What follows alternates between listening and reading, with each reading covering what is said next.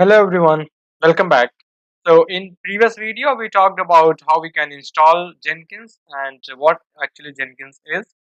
Here we will talk about how we can set up Apache and Java and Git inside our Jenkins dashboard, and then we will see how we can create a Jenkins pipeline.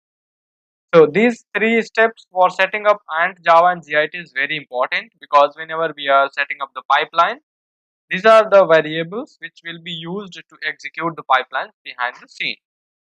In the coming video, we will also talk about how we can set up SFDX inside our uh, Jenkins so that we can use SFDX project to deploy from one org to another org. So let's quickly see how we can do that. So log into your Jenkins dashboard. If you are not already logged in, please go ahead and log in. The process is same. You need to go to the software installation folder or the folder where you have downloaded your jenkins.war file.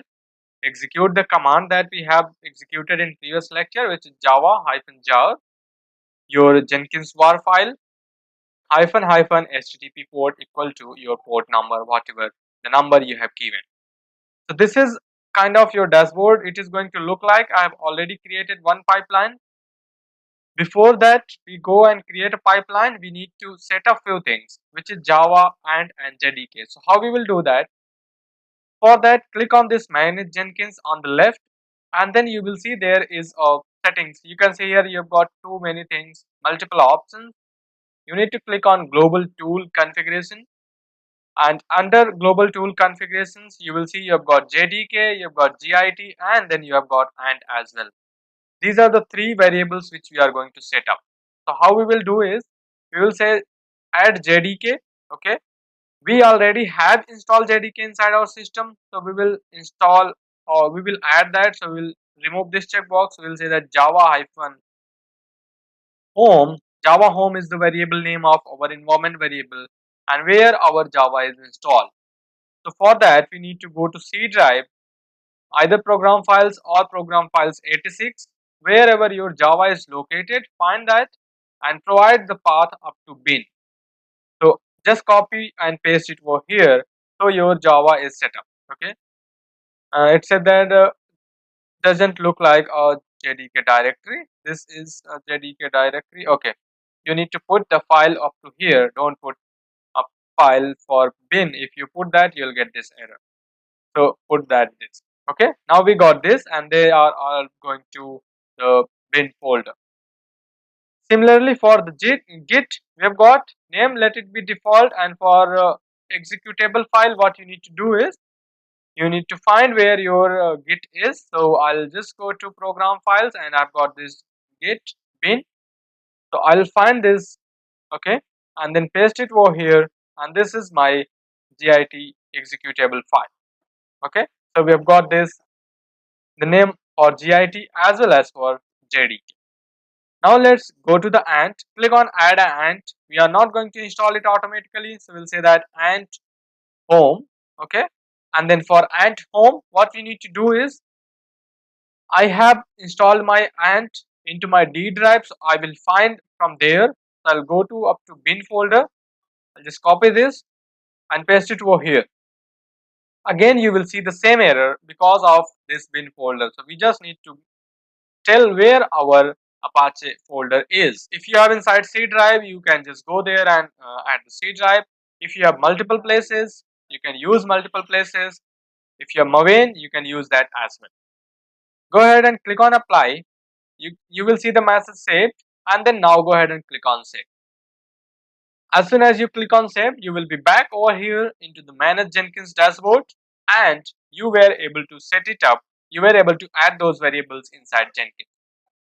If you wanted to configure or make sure that it is done, you can again click on global tool configurations. It will again take you to the same page where you will see all your variables are already set.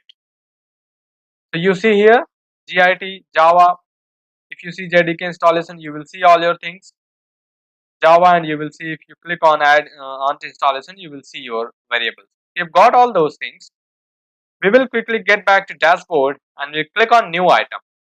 By clicking on new item, what you do is you are creating a, basically you are creating a pipeline or a project.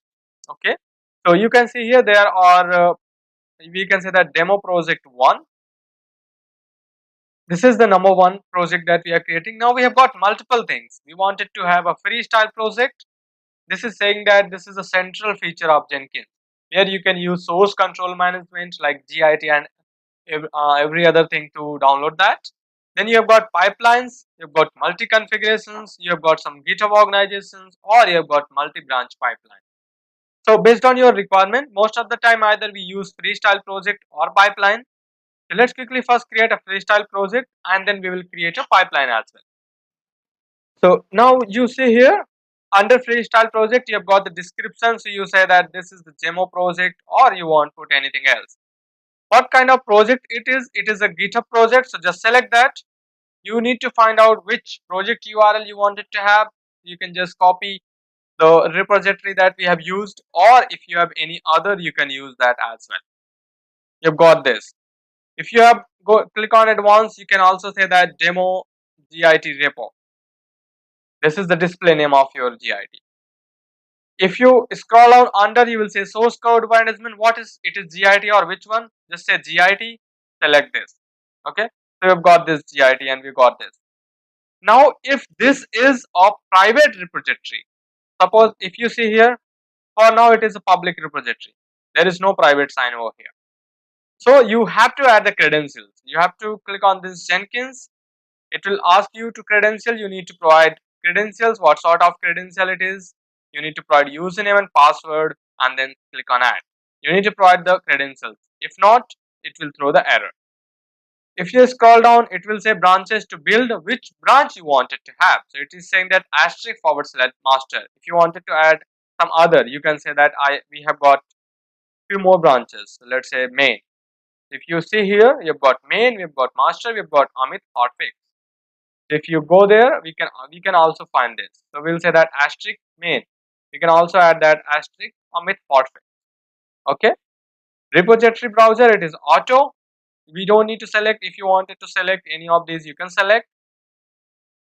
Now we have got build triggers. What are the build triggers? So basically when our project is going to trigger the build. Trigger the build means when it is going to fetch the data from GitHub and deploy the data to the source org. Okay. You can say trigger build remotely from a script you can build. You can say once projects are built, or you can say build periodically, means you can provide a cron expression over here and suppose you wanted to execute every 1 hour, you can provide the cron expression over here. If you wanted to provide poll SCM, you can also do that. If not, you can just leave this. Okay. Then we have got build environment. What is the build environment? Okay. So we are going to use ANT or we are going to use the SFDX. So we will say that with ANT. It is going to be ANT home. This is what we have. Java home. This is what we have for ANT and Java. Okay. And then what you need to do is, if you have some post build actions, like suppose that you wanted to send the emails after post.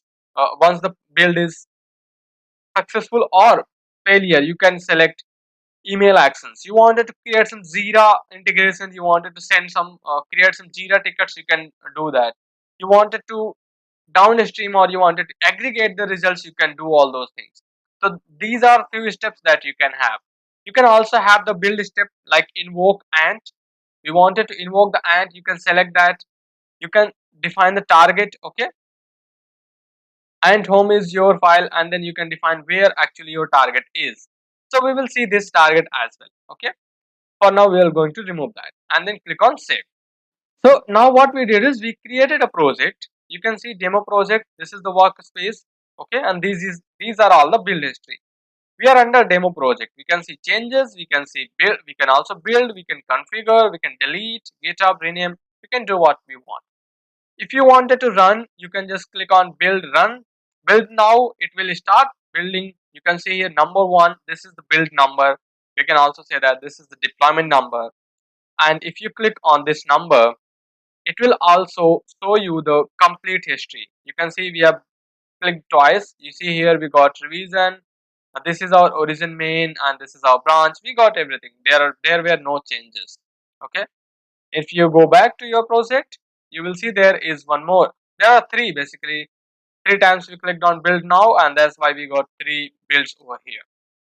Now let's quickly do one thing. Under the main branch, okay, quickly go ahead and add one file over here. So we'll say create new file, okay, and we'll say that text1 dot, okay, text1 dot html. Okay, we can have one simple HTML. We'll say that welcome. This is what we have, a simple syntax, HTML syntax, commit new. We have created a new file. We'll try to build the project over here. Build has been scheduled. Number 4, click over here to see the complete things. You will see not yet determined. It is looking for the changes into your GitHub repository, and then it will show the things over here. If there are many things, it will basically show the changes over here. So we will see here, you can go to the console outputs. You can see if there is any, you can see the complete things over here. Finish its success, every single information you will be able to see over here. If you wanted to see the status, go to the status. You will see there is one change. We have created a file text1.html. So that's how your basically the simple projects work that you can invoke using ANT or something else. If you wanted to create a pipeline, what you can do is you can again click on new item, and we'll say that demo pipeline, okay, one, and we create pipeline, click on OK.